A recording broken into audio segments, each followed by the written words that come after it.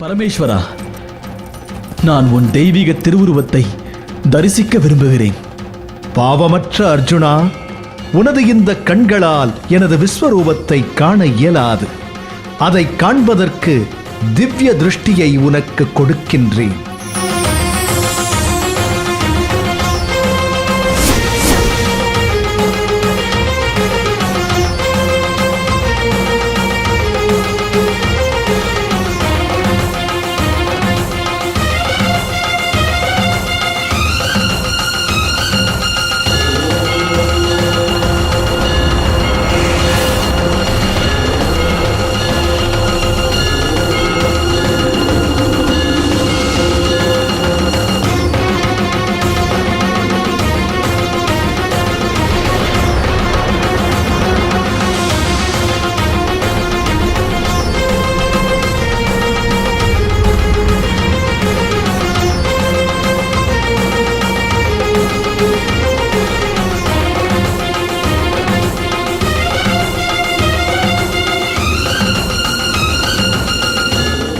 நாதா, காண கிடைக்காத தங்களின் அற்புத விஸ்வரூபத்தை கண்டு பிறவி பலன் அடைந்தேன். ஆனால் என் உடல் அச்சத்தால் நடுங்குகிறது. ஆகையால் என் மீது அருள் கூர்ந்து தங்களின் இயல்பு நிலையில் தரிசனம் அளியுங்கள்.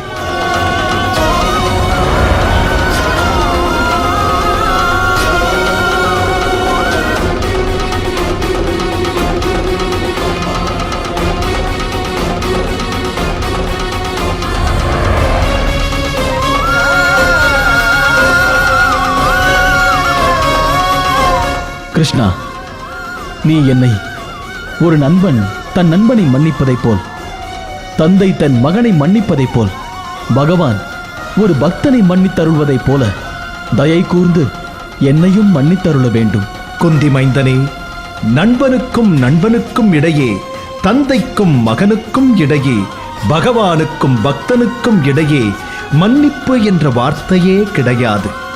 இவ்வுறவுகளின் ஆதாரம் யாதெனில் அன்பு ஒன்றே. என்னை எவன் முழு சிரத்தையுடன் உபாசிக்கின்றானோ அவனே சிறந்த யோகி.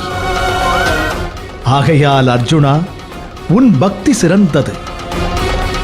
சிந்திப்பதானால் என்னை மட்டுமே சிந்தி, வணங்குவதாயின் என்னை மட்டுமே வணங்கு. அர்ஜுனா, எம்மிடம் மனதை செலுத்து. நீ இதை செய்துவிட்டால் யாம் உனக்கு வாக்களிக்கின்றோம், எம்மை நீ முழுமையாக அடைந்து விடுவாய். அர்ஜுனா, யாம் உம்மை அனைத்து பாவங்களிலிருந்தும் விடுவிப்போம். ஆகையால் சோகமடையாதே தனஞ்சயா, சோகமடையாதே. எம்மை நம்பு. என் பக்தனே, யாமே கர்மம், யாமே யோகம், யாமே பக்தி, யாமே அனைத்தின் ஆரம்பம் முடிவும் இலக்கும் ஆவோம். ஆகையால் யோகியைப் போல் கர்ம யோகம் செய். கவலையை விடு பார்த்தா, கவலையை விடு. எம் மீது விசுவாசமாக இரு. மாமனிதனே, காண்டீபத்தை எடு, யுத்தம் செய்.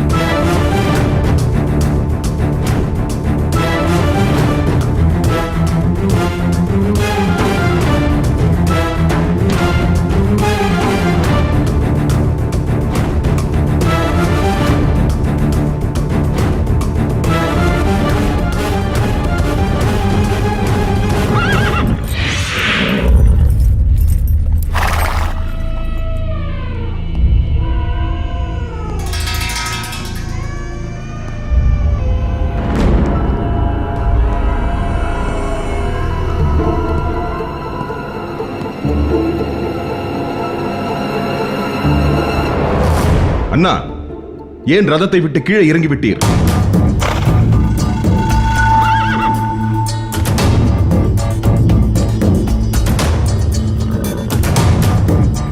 அரசே, அரசே, எங்கு செல்கின்றீர்? அரசே, அரசே! கிருஷ்ணா, அண்ணன் தர்மன் எங்கே செல்கிறார்? பொறுத்திருந்து பார்.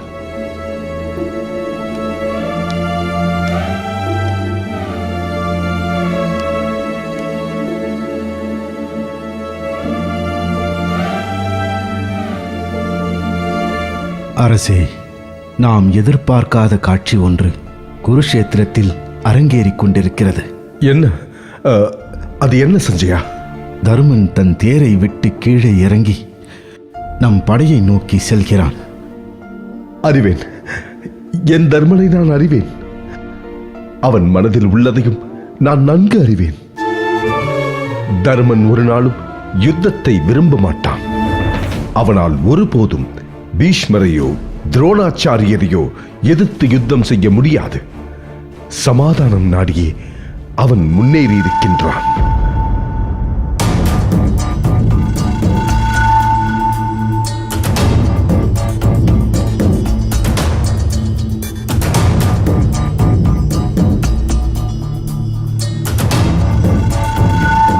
அங்கே நடந்து வருவது யார்?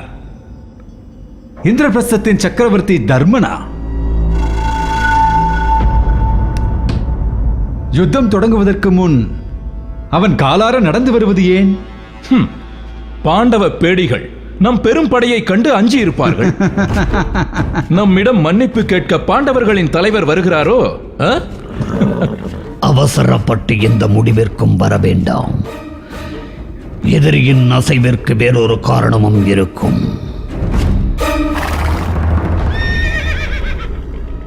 ஆச்சாரியாரே, தர்மன் இச்சூழலில் எதற்காக இங்கு வருகிறான்? அதுதான் எனக்கும் குழப்பமாக இருக்கிறது. சரி, வரட்டும், பார்க்கலாம்.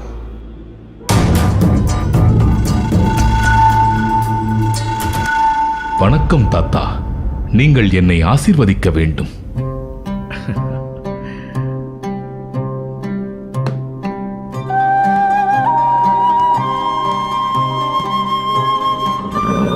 தாத்தா, தங்களையும் எங்கள் ஆச்சாரியார்களையும் எதிர்த்து நிற்கும் நிர்பந்தத்திற்கு ஆளானோம்.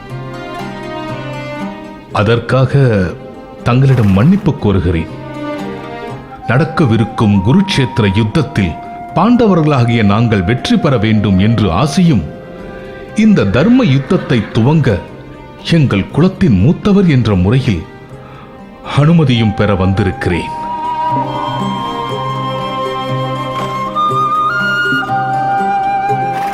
எழுந்திரு. தர்மா, உன் பண்பு என்னை மெய்சிலிர்க்க வைக்கிறது. நான் உனது எதிரிப்படையின் தலைமை சேனாதிபதியாக இருந்தாலும் தர்மத்தை அறிந்தவன் என்ற முறையில் கூறுகிறேன். எப்பொழுதுமே இறுதி வெற்றி தர்மத்திற்கே கிடைக்கும். கிருஷ்ணன் இருக்கும் இடத்தில் எப்பொழுதும் தர்மம் நிலைபெற்று இருக்கும். இறையருள் உன் எண்ணத்தை ஈடேற்றும். நீ சகல சம்பத்துக்களையும் பெற்று நீ பெருவாழ்வு வாழ்வதற்கு என்றும் என் ஆசிகள் உண்டு.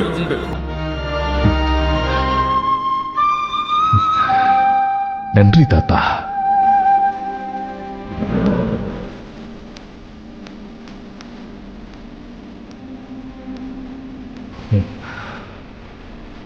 குலகுரு எம்மை ஆசீர்வதிக்க வேண்டும்.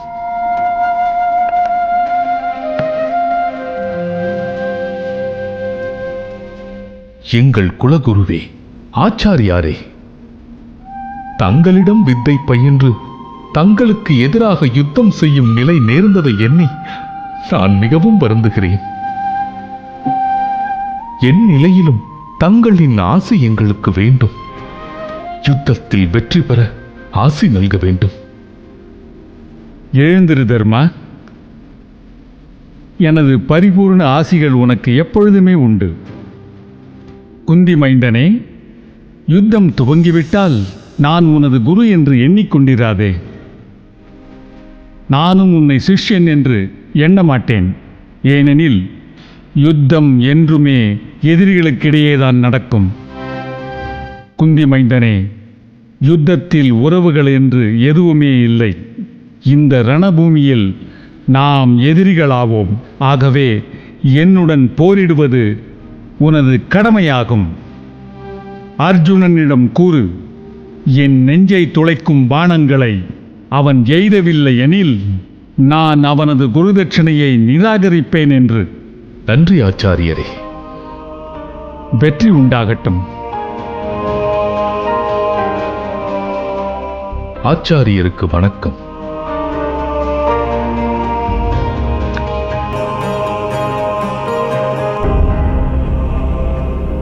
ஆச்சாரியரே, தம் போன்ற அறிஞரிடமும் விவேகிகளிடமும் பாடம் பயிலும் பாக்கியம் பெற்றவர்கள் நாங்கள். ஆயினும் தங்களை எதிர்த்து யுத்தம் செய்யும் அபாக்கியவான்களாக இருக்கிறோம். ஆனாலும் இந்த போரில் நாங்கள் வெற்றி பெற ஆசி வழங்க வேண்டும்.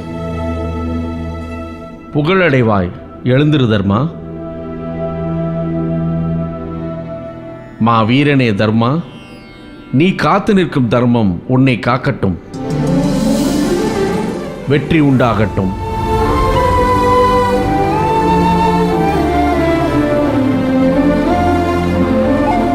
வணக்கம் மாமா.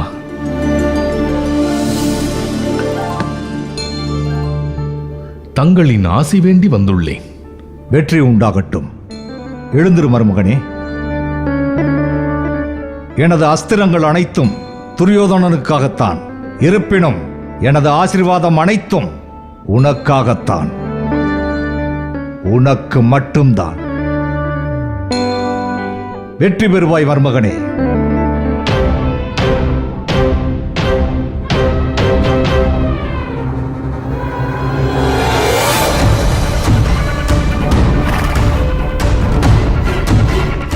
உங்களை தளபதியாக அடைய நான் கொடுத்து வைத்திருக்க வேண்டும்.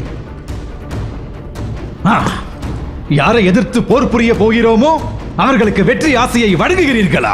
துரியோதனா, ஒருவேளை நீ தர்மனின் காலில் வீழ்ந்திருந்தாலும் அவன் உனக்கு நிச்சயம் வெற்றி எனும் ஆசையைத்தான் வழங்கி இருப்பான்.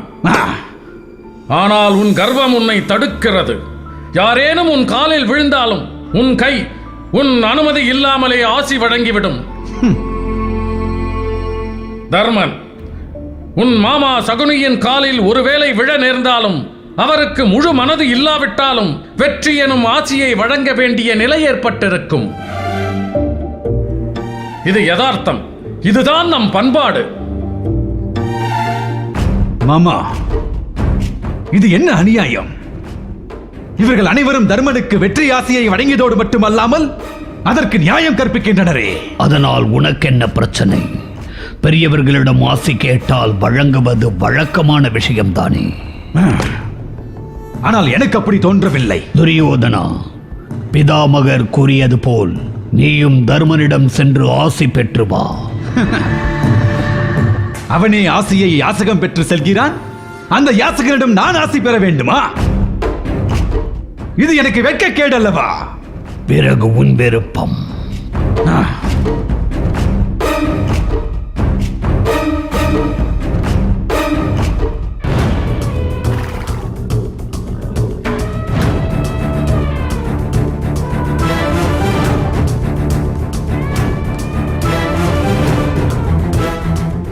சஞ்சயா, யுத்தத்தை நிறுத்தச் சொல்லி தர்மன் சொல்லிவிட்டான் அல்லவா?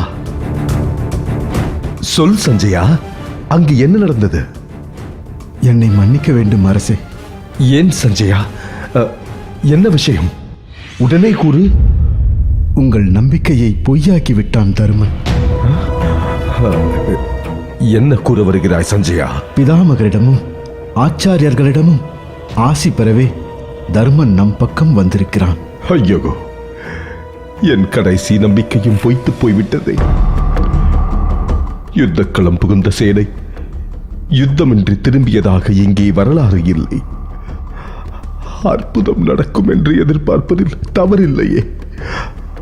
ஆனால் அது நடக்காத போது நான் என்ன செய்வேன்? என்ன செய்வேன்? அரசே, நடக்கும் யாவும் அவன் செயல். இனி நடப்பதை ஏற்றுக்கொள்வதுதான் நல்லது.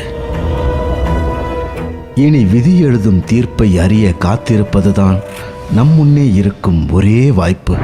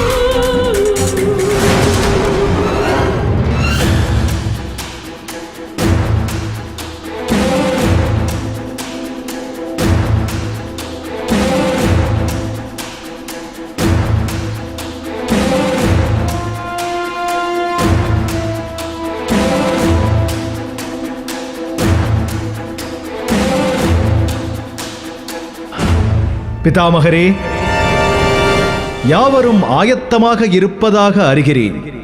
யுத்தநாதம் செய்யலாமா? பொறுத்திரு கிருஷ்ணா. யுத்தநாதம் முழங்குவதற்கு முன் இரு படையினருக்கும் அறிவிக்க வேண்டிய விஷயம் ஒன்று இருக்கிறது.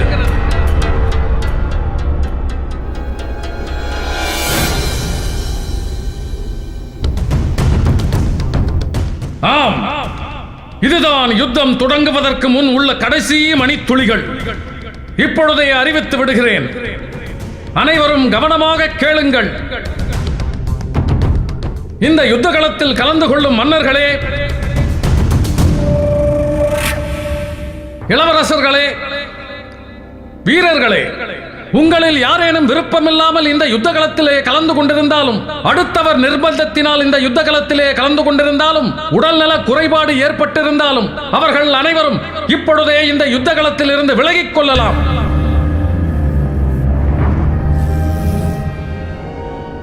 அதேபோல அணிமாற விரும்புபவர்கள் தாங்கள் விரும்பிய சேனைகளுடன் சென்று சேரலாம். விகர்ணா, இதுதான் சரியான சந்தர்ப்பம். நாம் அநீதியின் பக்கம் நிற்கிறோம். அதர்மம் நம்மை பாவக்குழியில் இட்டு சேர்க்கும். நாம் இங்கிருந்து விலகி பாண்டவ படைகளோடு சேர்ந்து விடுவோம். அதுவே நமக்கு பெருமை சேர்க்கும். உன் கூற்று சரியே. ஆனாலும் தவறே இழைத்தாலும் நம் மன்னன் துரியோதனனை என்னால் விட்டுக் கொடுக்க முடியவில்லை. பாவமே பற்றும் என்றாலும் நான் கௌரவ சேனையில் இருந்தே மடிகிறேன். இல்லை விகர்ணா, நான் இங்கிருக்கும் ஒவ்வொரு தருணமும் என் மூச்சு நின்றுவிடும் போல் துடிக்கின்றது. அதர்மத்தின் பக்கம் என்னால் யுத்தம் செய்ய முடியாது. நான் செல்கிறேன்.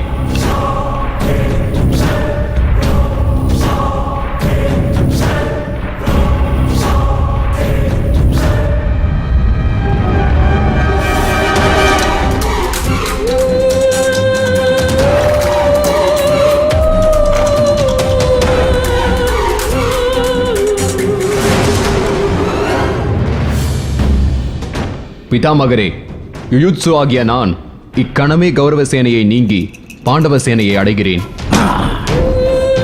துரோகி, தாசிக்கு பிறந்தவன் நீ என்பதை நிரூபித்து விட்டாயே.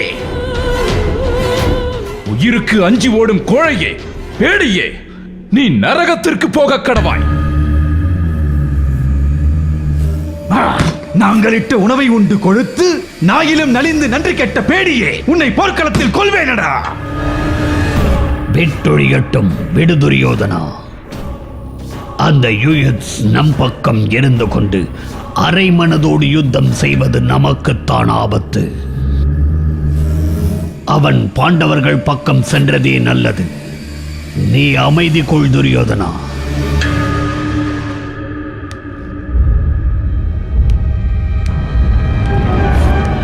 அவன் பாண்டவர்கள் பக்கம் சென்றதே நல்லது. நீ அமைதி கொள் துரியோதனா.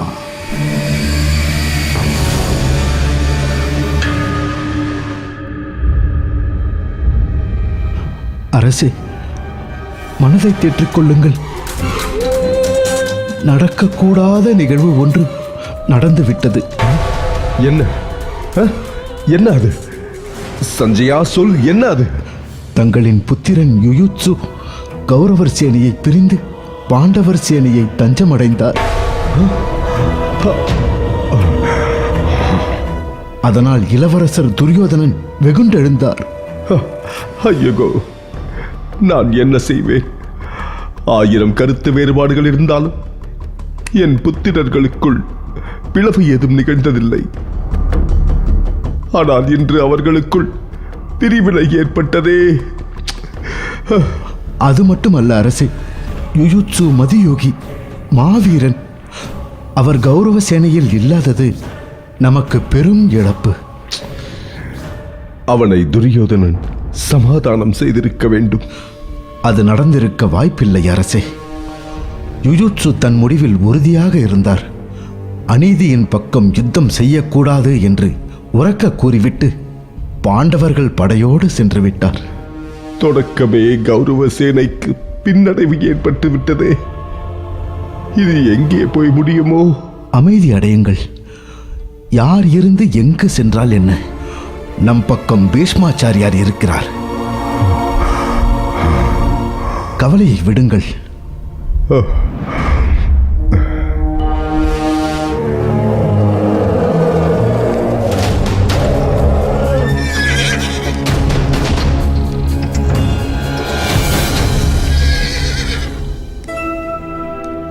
அண்ணா, என்னை ஏற்று தாங்கள் என்னை ஆசிர்வதிக்க வேண்டும். யுயுட்சு, நீ மண்ணிலே கிடந்தாலும் இன்னும் பொன்னாக ஒளிர்கிறாய்.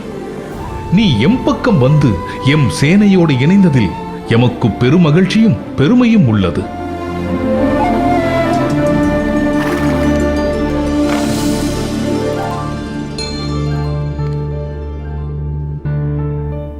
கிருஷ்ணா, நீயும் என்னை ஆசிர்வதிக்க வேண்டும்.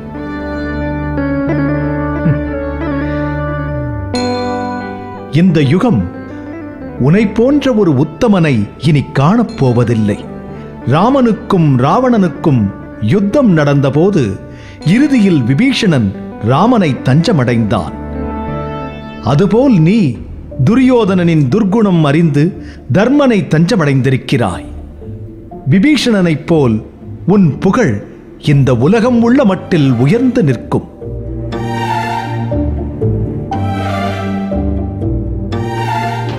மனசாட்சியோடு என்னால் போராட முடியவில்லை. இறுதியில் சகோதர பாசத்தை விட மனசாட்சியே என்னை வென்றது. நான் பாண்டவர்களை அண்டினேன். இதனால் ஏற்பட போகும் பழியும் புகழும் எமக்கு ஒன்றே. நீ தன்யன், பெருங்குணத்தோன். உன் கீர்த்திக்கு ஒரு நாளும் பங்கம் வராது. கிருஷ்ணர் சொல்வது உண்மை யுயுத்சு.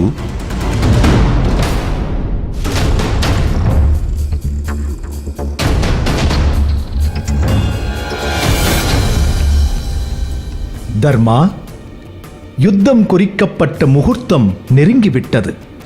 யுத்தம் தொடங்க இன்னும் சில மணி துளிகளே உள்ளன. அதற்கு முன் துர்க்கையை வணங்கிக் கொள். தாயே துர்கா தேவி, எமக்கு அருள் புரிவாயாக. யுத்த களத்தில் உன் பலத்தை எண்ணியோ யாம் புகுந்தோம். எம்முடம் இருந்து எம்மை விராடத்தில் காத்தது போல் காத்தருள்வாய் தேவி. தர்மா, நீதி உன் பக்கம் இருக்கிறது. ஆகையால் வெற்றி உமக்கே உரிதாகட்டும்.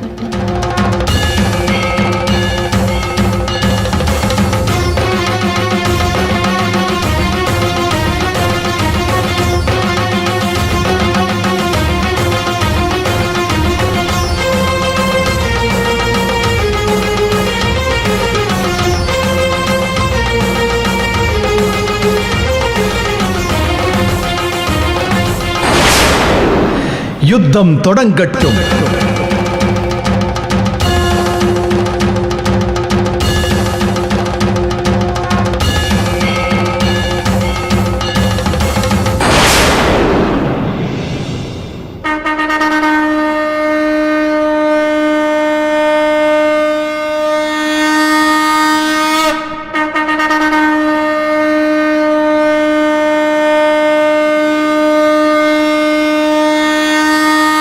அரசி, கிருஷ்ணனின் பாஞ்சன்ய சங்கு முழங்கியது.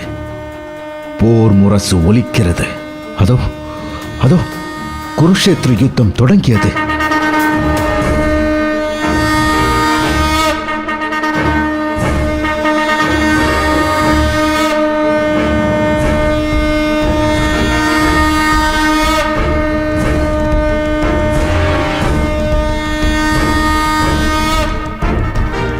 நடப்பது சங்குல யுத்தம். அதாவது குறிப்பிட்ட எந்த வியூகமும் அமைக்காமல் இரு சேனைகளும் ஒன்றோடு ஒன்று மோதிக்கொள்கின்றனர். இப்படி ஒரு யுத்தத்தை இந்த பாரத வருஷமே இதுவரை சந்தித்திருக்காது.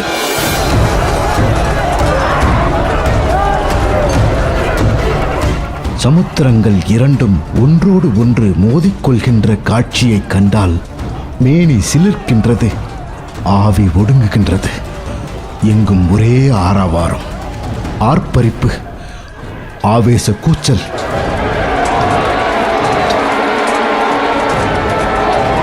வாளோடு வாள் உரசும் சத்தம்.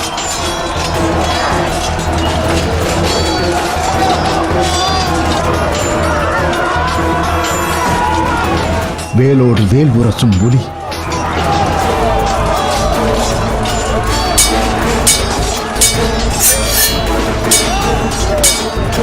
கதையோடு கதை தாக்கும் ஓசை.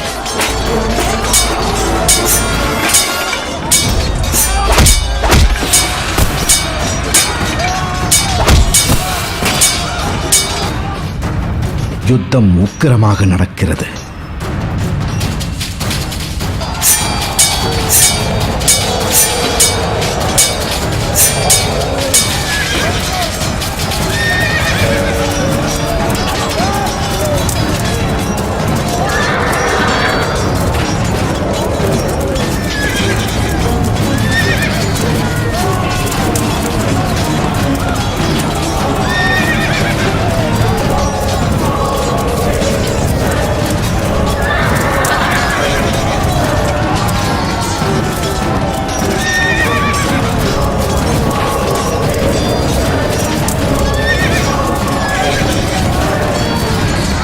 கௌரவ சேனைக்கு தலைமை வகிக்கும் பீஷ்மர் தாம் பிரவேசிக்கும் பக்கமெல்லாம் பாண்டவர் சேனையை கொத்து கொத்தாக கொன்று குவிக்கிறார்.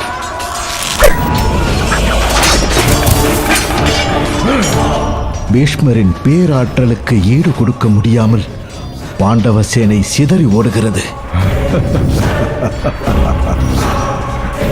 சஞ்சயா, யார் யாரோடு யுத்தம் செய்கிறார்கள் என்று சொல்வாயா? சாத்தியாகி கிருதவர்மனோடு செய்யும் யுத்தம் மலையும் மலையும் மோதிக்கொள்வது போல தோன்றுகிறது. சிகண்டி சீறி வருகிறான். அவனோடு அஸ்வத்தாமன் செருக்கோடும் கடும் சினத்தோடும் யுத்தம் செய்கிறான்.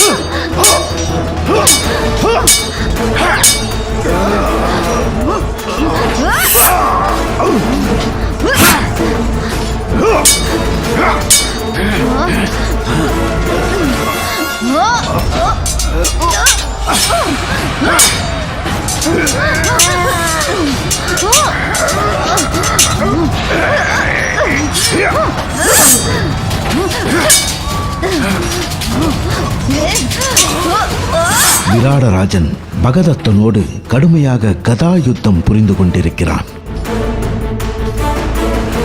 நகுலன் துச்சாதனனோடு சண்டையிட்டுக் கொண்டிருக்கிறான். தருமன் துரியோதனனோடு யுத்தம் செய்து கொண்டிருக்கிறார்.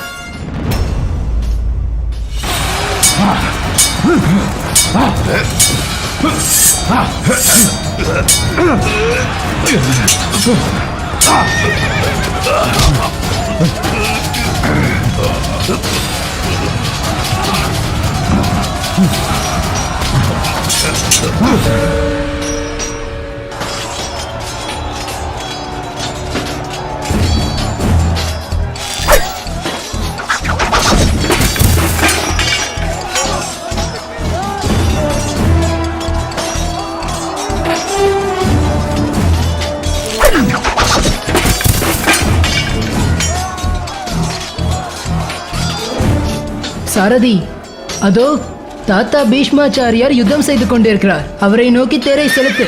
அரசே, அவர் பெரும் பராக்கிரமசாலி. நான் கூறியதை செய். உத்தரவு அரசே.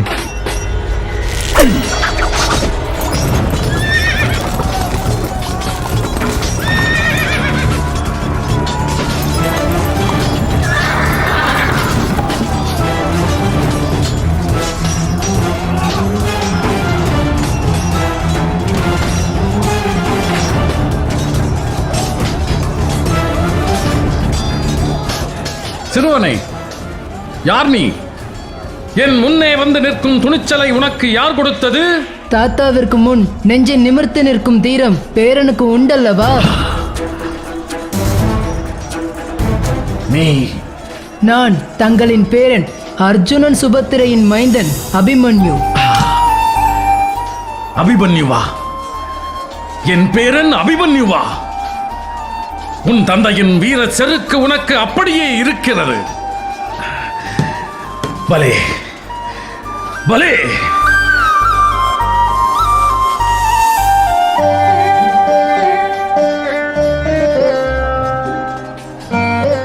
கங்கையின் மைந்தரே, இமயமலையைப் போல் தகர்க்க முடியாத வீரம் பொருந்திய பிதா மகரே, விரும்பிய போது மரணத்தை பெறும் பெயர் பெற்ற மாமனிதரே,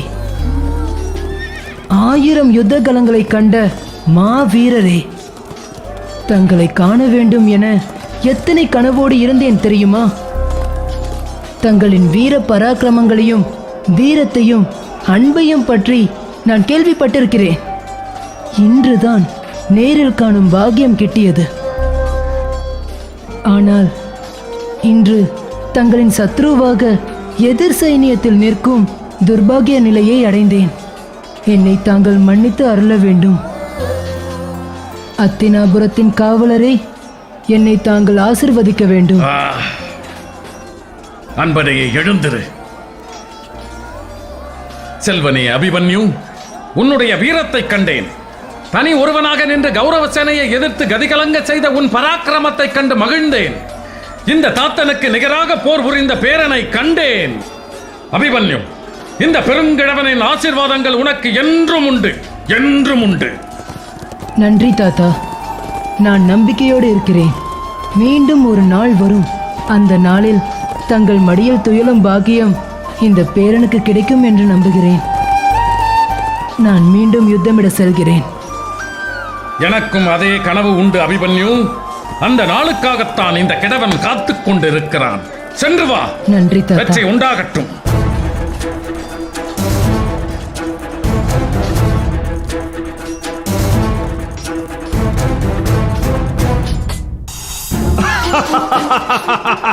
சிறுவனே, என்ன துணிச்சல் இருந்தால் என்னோடு யுத்தம் செய்ய முன் வருவாய். உயிர் மேல் ஆசை இருந்தால் ஓடிவிடு. உயிருக்கு அஞ்சு ஓடும் கோலை என்று நிறுத்தி விட்டாயா? நான் விராட தேசத்து இளவரசன் உத்ரன். உனக்கு திடம் இருந்தால், உன் தோளிலே வலுவிருந்தால் என்னோடு போர் செய்து பார். காலனை கைதட்டி அழைத்து விட்டாய். இன்றோடு உன் விதி முடிந்தது என நினைத்துக்கொள். உன் பேச்சை நிறுத்திவிட்டு என்னோடு யுத்தம் செய்யவா.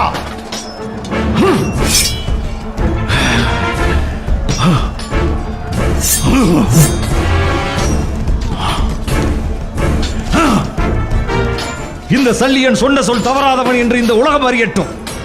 துரியோதனனுக்கு என் விசுவாசத்தை நிரூபிக்கின்ற நேரம் வந்து விட்டது. இதோ இந்த வாளால் உன் உயிரை பறிக்கிறேன். சல்லியனுக்கும் விராட இளவரசன் உத்திரனுக்கும் நடக்கும் யுத்தம் சண்ட மாருதங்கள் மோதிக்கொள்வது போல தோன்றுகிறது.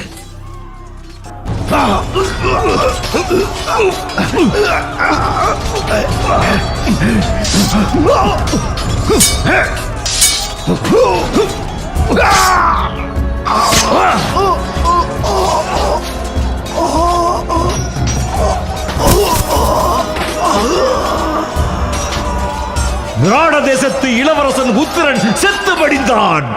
அரசே, யுத்தத்தில் முதல் பலி கொடுக்கப்பட்டது. சஞ்சயா, யார் யார் யாரை பலி கொடுத்தது? மாவீரர் மத்ரா தேசத்து அரசர் சல்லியன் விராட இளவரசரை கொன்றுவிட்டார். பலே பலே, அப்படியா? சல்லியனின் வீரம் யாருக்கு வரும்? அவனது நேர்மை எவருக்கு வாய்க்கும்? நான் கூட அவனை சந்தேகித்தேன். ஆனால் அவன் உயர்ந்தவன் என்பதை நிரூபித்து விட்டான். பாண்டவர்கள் சல்லியனுக்கு மருமகன்கள். ஆனால் கொடுத்த வாக்கிற்காக வெற்றியை நமக்கு உரிதாக்கி இருக்கிறான் மாவீரன் சல்லியன். உண்மைதான் அரசே.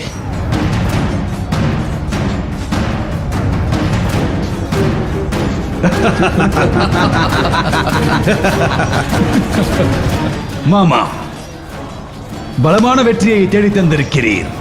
உங்கள் வீரத்திற்கு நிகரில்லை. அத்தினாபுரத்தின் இளவரசனான நான் எனது நன்றியை உங்களுக்கு உரிதாக்குகிறேன். துரியோதனா, என் விசுவாசத்தை வெளிப்படுத்தக்கூடிய வாய்ப்பு கிடைத்தமைக்கு நான் மிகவும் மகிழ்ச்சி அடைகிறேன். என் நேர்மையை நிரூபிப்பதற்கு வாய்ப்பு கொடுத்த அந்த இறைவனுக்கு நன்றி சொல்கிறேன். ஒரு பிடி சோற்று நன்றி கடன் தீர்க்க எங்களுக்கு உதவ முன்வந்த உங்கள் தன்மானத்தையும் நேர்மையையும் என்னால் மெச்சாமல் இருக்க முடியவில்லை. இந்த குருக்ஷேத்திர களத்தின் முதல் வெற்றியை கௌரவ சேனைக்கு உறுத்தாக்கிய தங்களுக்கு நாங்கள் என்றும் கடமைப்பட்டவர்கள் மாமா, கடமைப்பட்டவர்கள். சரி, நமது படை சிதறி ஓடுகிறது. அங்கே அபிமன்யு நமது படைகளை தகர்த்து எறிவதாக தெரிகிறது. பேச்சை நிறுத்திவிட்டு யுத்தம் செய்ய புறப்படலாம்.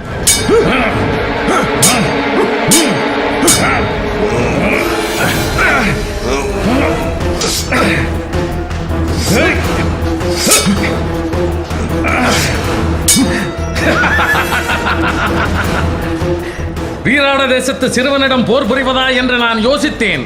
வாழ்வீச்சில் என்னையே வியக்க வைத்து விட்டாய். பலே, வயதான கிழவன் தானே, எளிதில் வென்று விடலாம் என்று நானும் யோசித்தேன். பலே, இந்த வயதிலும் என்னை அசர வைக்கிறீர் பீஷ்மாச்சாரியாரே. துடுக்கான பேச்சு. கீசகன் மடிந்ததும் வீராட தேசத்தின் வீரமும் மடிந்தது என்ற என் எண்ணத்தை பொய்யாக்கி விட்டாய் ராஜகுமாரா. பலே,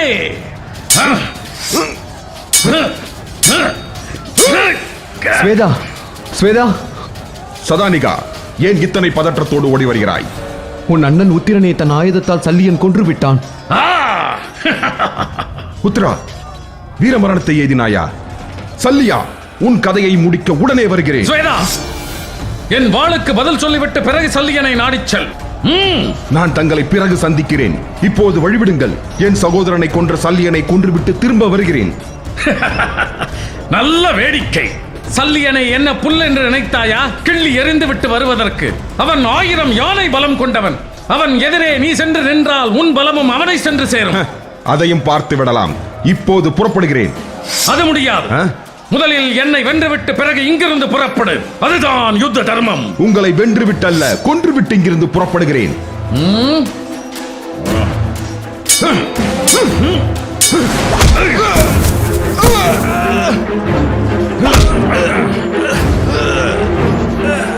ஸ்வேதா, நீ மாவீரன் தான்.